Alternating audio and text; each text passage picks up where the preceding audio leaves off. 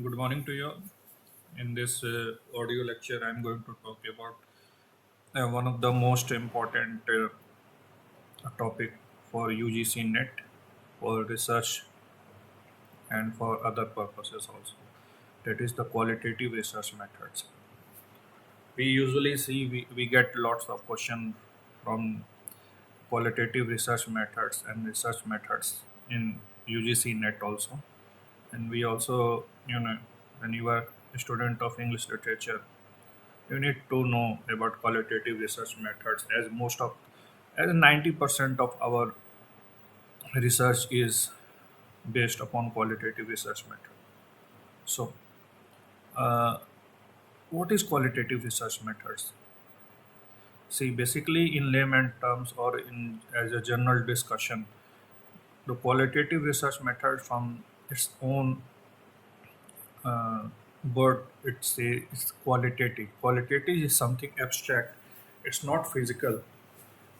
It's not on the ground, but it's something abstract. The things which we do in an abstract form are are actually are related to the qualitative research methods. The second meaning that comes out from this word is qualitative. That is quality. Now, quality is something that is adjective of of any person. What is adjective? It might be his um, his good or bad things, his inner feelings, his mental condition, his expression, something that is in the form of abstract that we see in daily to daily life.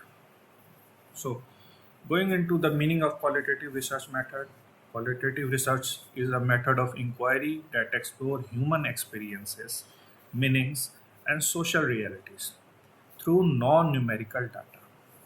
This is the most important part that makes qualitative research method different from quantitative. That it might not contain, you know, most of the time there is no numerical data present in qualitative research method. Hence, it focuses upon understanding why and how. We have data types such as words, narrative, images, observations.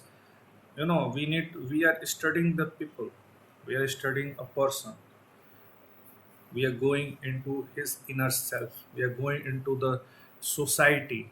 If we are going into the society, we are studying about the inner self of the society, inner of society. I mean, between the society.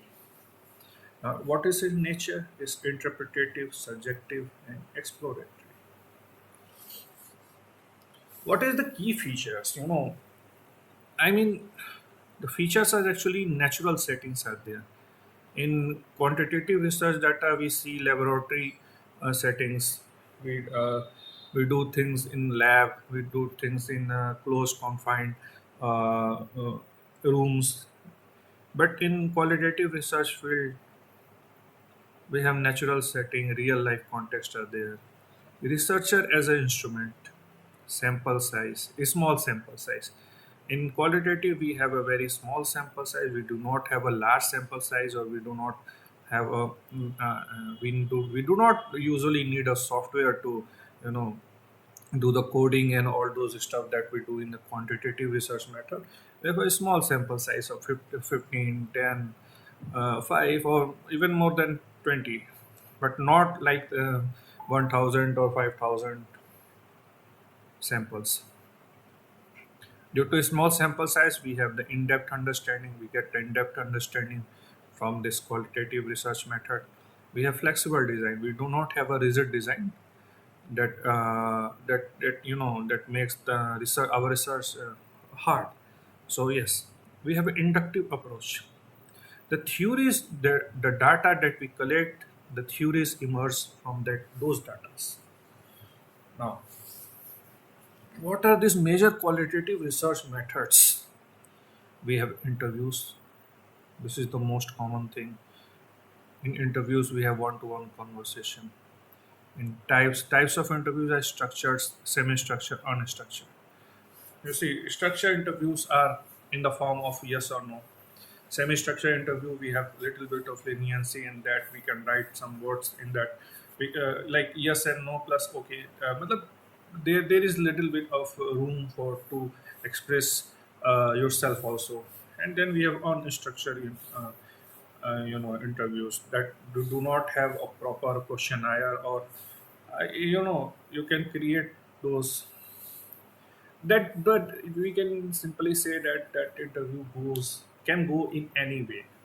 It doesn't have a fixed yes or no, or that the result that we want in unstructured interviews, it doesn't go in that way.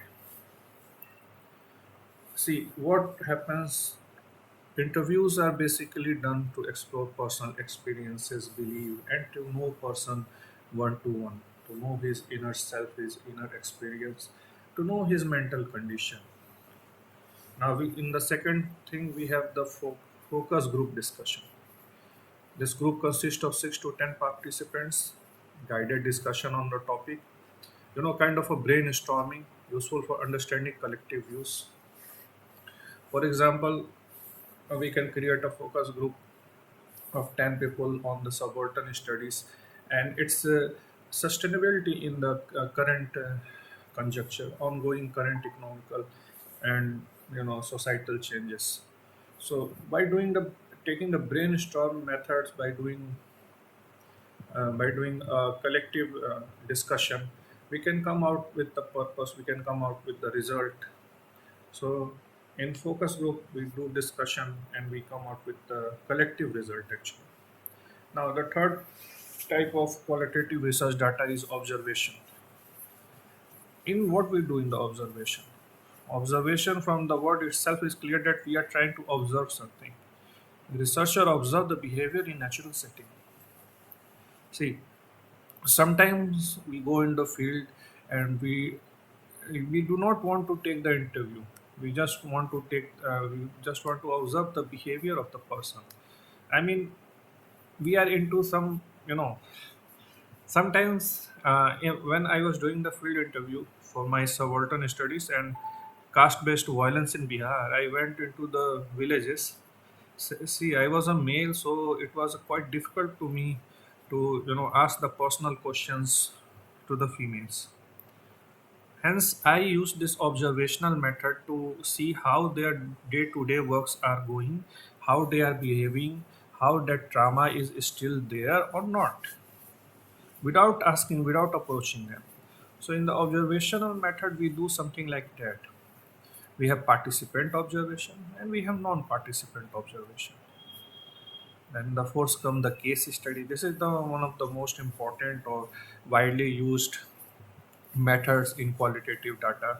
We have case study. We take out the single person group or a event and we create our own performa, the questionnaires and everything.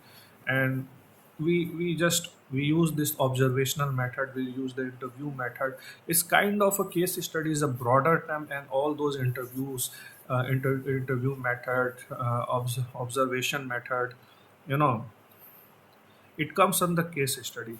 So most time the student of psychology and other fields, even the literature students are using this case study method to know the trauma, know the pain, you know things like that. It actually provides a deep contextual understanding of a person, of a group, or of a society. Then we have content textual analysis. This is the most common method that literature students use in their research. What we do in this, we analysis the books, media, documentary speeches, journals, articles, and everything. This is common in literature and cultural studies. And we have the most important, the ethnographic. See, what is ethnographic? Ethnographic is something that it's not like a field visit. It's a field visit, but it's not like a field visit. Ethnographic is something that we choose one village, one group, one society. We go there and we stay with them and we observe their day to day what we say, we observe their day-to-day condition, their livelihood, their lifestyle. So ethnographic is a very time taking, very consuming, but it is very data oriented method. I did my ethnographic in a village of Darigaon in Bihar, and I stayed there for 15 days. What I did, on the very first day I met with the most important people from the village. I used my sources to meet them. I created my sources to for my staying, for my uh, approaching my participants, approaching my subjects.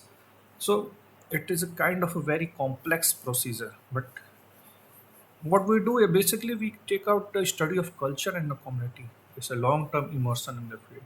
It's a quite interesting for those who want to do their research out beyond the books and text. Then we have grounded theory, the theory developed from the data itself. Whatever data we collected, we need to observe. We need to observe that. We need to take out theories from that. Observations of ours. From that, we create a theories that is called a grounded theory. See, in grounded theory, we do not create theory on theory. What it means that there must be no pre-existing hypothesis. Those hypotheses must be fresh, must be anew. That is a grounded theory. And we have now these are the basically methods. Then we have data collection techniques. Data collection, how we take the interview, the testimonial, the field notes, the audio video recording, the document, the archives. We have many technique for data collection. Nowadays people are doing telephonic conversation also. Nowadays people are sending the Google form also to for the data collection methods. It's based upon your research, how you are planning your research design. So you use these type of things. And we have the data, and when we have collected the data, we need to analyze the data. And what are the things? The thematic analysis, identifying the things. Then we have coding, coding. When we have large amount of data, we just, for the sample we give code A, for the sample 2 we give code B, and then that way we analyze the data for our better understanding. And we have narrative analysis and we have discourse analysis. See, let's take a quick difference between qualitative and quantitative. Data is there in both. Qualitative we have words, quantitative we have numbers. What is the aim of those methods? Qualitative we have understanding. Quantitative we have measurement. Sample size is very small in qualitative, sample size is large in quantitative. Approach is inductive. In quantitative we have deductive. We can use these qualitative methods in, like, in your field, like gender studies, subaltern study, literary analysis, oral histories, field interviews, feminist theory. You are whatever you are doing in the field of research, you can go out and you can go beyond your textual analysis and do the field interviews, do the qualitative interviews. See, my thinking is that literature lives between the people. So you need to go into in between the people to take out your theories, you take out your hypothesis, objectives. This is one of the best thing to do in the literature in the current time. It's my opinion. Now, what we have now? Yes, whatever we have discussed is we have also content analysis, systematic analysis of text and documents, identify themes, pattern. Yes, we have, that is all on the qualitative research method. I hope things are clear. I mean, I have sorted out in a very, you know, compact manner. If we